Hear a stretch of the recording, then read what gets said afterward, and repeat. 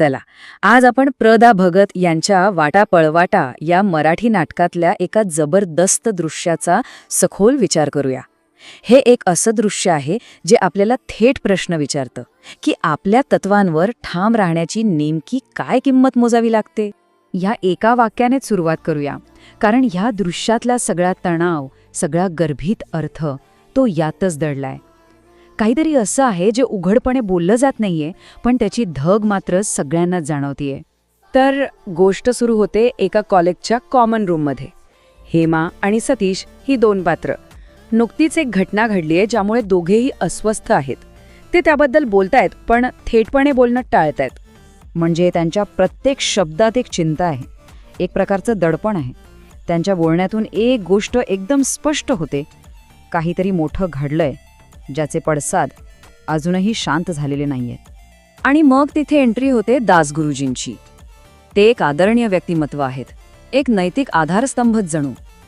त्यांच्या येण्यानेच आत्तापर्यंत जो विषय टाळला जात होता तोच चर्चेच्या केंद्रस्थानी येतो. आता पळवाट शक्यच नसते. तर आता येऊया त्या मूळ संघर्षाकडे. हा सगळा तणाव, ही सगळी घुसमट याचं कारण आहे मिलिंदनगर नावाच्या वस्तीत घडलेली एक घटना. ही घटनाच या संपूर्ण दृश्याचा केंद्रबिंदू आहे. तर झालं असं की मिलिंदनगरमध्ये घरपट्टी गोळ्या करण्यावरून मोठा वाद झाला आणि या वादाच्या केंद्रस्थानी होता अर्जुन नावाचा एक तरुण.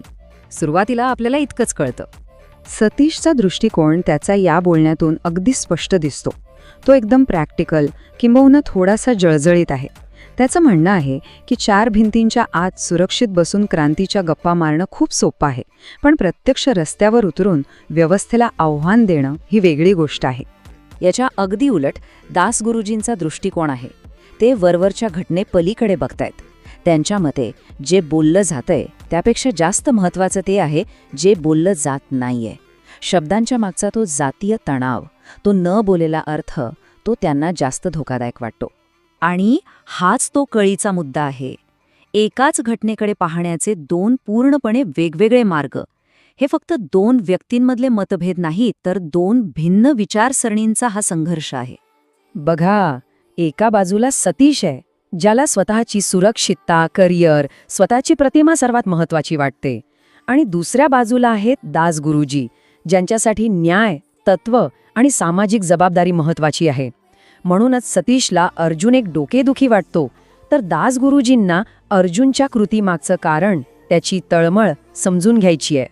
हा वाद फक्त वैयक्तिक नाही, तो सामाजिक आहे. जेव्हा सतीश दासगुरुजींना अभ्यासू ब्राह्मण म्हणून हिणवतो ना, तेव्हा तो कोणत्या चष्म्यातून जगाकडे पाहतो हे स्पष्ट होतं. त्या एका शब्दात जातीय उतरंडीचा आणि पूर्वग्रहांचा सगळा इतिहास दडलेला आहे. आणि ज्या क्षणी ही वैचारिक लढाई अगदी टोकाला पोचलेली असते, त्याच क्षणी एक नाट्यमय वळण येतं. ज्याच्याबद्दल इतका वेळ चर्चा सुरू होती, तो अर्जुन स्वतः तिथे धावत येतो. म्हणजे आतापर्यंत फक्त चर्चा होती, आता वास्तव दारात उभं ठाकलं होतं. आता साहजिकच सगळ्यांचं लक्ष अर्जुनाकडे जातं.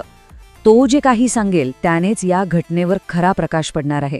मिलिंदनगरमध्ये नेमकं काय घडलं होतं हे आता त्याच्याच तोंडून काढणार आहे. सतीशचं वास्तव आणि दासगुरुजींचा आदर्शवाद, या दोन टोकांच्या मध्ये या घटनेमागचं खरं सत्य काय असेल? अर्जुनच्या बोलण्याने ते समोर येईल का? अर्जुनच्या सांगण्यानुसार सुरुवातीला शांततेत मोर्चा निघाला होता, पण नंतर लोकांचं सामान रस्त्यावर फेकून जाळण्यात आलं.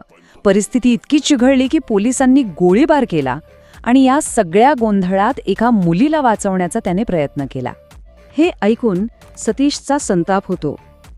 तो थेट अर्जुनलाच या सगळ्या हिंसाचारासाठी जबाबदार ठरवतो. त्याच्या मते अर्जुनच्या अविचारी वागण्यामुळेच लोकांचा जीव धोक्यात आला. यावर अर्जुन जे उत्तर देतो ते अक्षरशः काळजाला भिडतं. तो विचारतो की जेव्हा अस्तित्वाची आणि स्वाभिमानाचीच लढाई असते, तेव्हा योग्य अयोग्य, कायदेशीर बेकायदेशीर पद्धतींचा विचार करायला वेळ असतो का? तेव्हा समोर फक्त जगण्या मरण्याचा प्रश्न असतो. ही चर्चा सुरू असतानाच या दृश्याचा शेवट एका अत्यंत विनाशकारी बातमीने होतो. या संघर्षाची खरी अमानुष किंमत काय होती हे आता समोर येणार होतं. वादविवाद अगदी टोकाला पोहोचतं आणि तेवढ्यात काका धावत पळत येतात. त्यांच्या चेहऱ्यावरची भीती आणि आवाजातला कंपच सांगून जातो की काहीतरी खूप भयंकर घडलं आहे. कॉमन रूममधलं वातावरण क्षणात गोठून जातं. काका ती भयंकर बातमी देतात. मिलिंदनगरमध्ये खरोखरच गोळीबार झाला आहे. अर्जुन जे सांगत होता ते खरं ठरतं. आणि आता त्याच्या प्रत्येक शब्दाला एक दुःखद आणि गंभीर वजन प्राप्त होतं. आणि मग येतो या घटनेचा सर्वात क्रूर आणि धक्कादायक परिणाम. काका सांगतात की ज्या मुलीला वाचवण्यासाठी अर्जुनने हे सगळं केलं, त्याच मुलीला तिच्या घरच्यांनी घराबाहेर काढलं आहे. सामाजिक प्रतिष्ठेपोटी तिच्याच कुटुंबाने तिला वाऱ्यावर सोडून दिलं आहे. त्या संघर्षाचा खरा बळी ती ठरली होती. आणि हा शेवट आपल्याला एका खूप मोठ्या प्रश्नासमोर आणून उभा करतो. जेव्हा व्यवस्थाच अपयशी ठरते तेव्हा न्यायासाठी भूमिका घेण्याची खरी किंमत काय असते? आणि ती किंमत नेहमी अर्जुन किंवा त्या मुलीसारख्या लोकांनाच का चुकवावी लागते?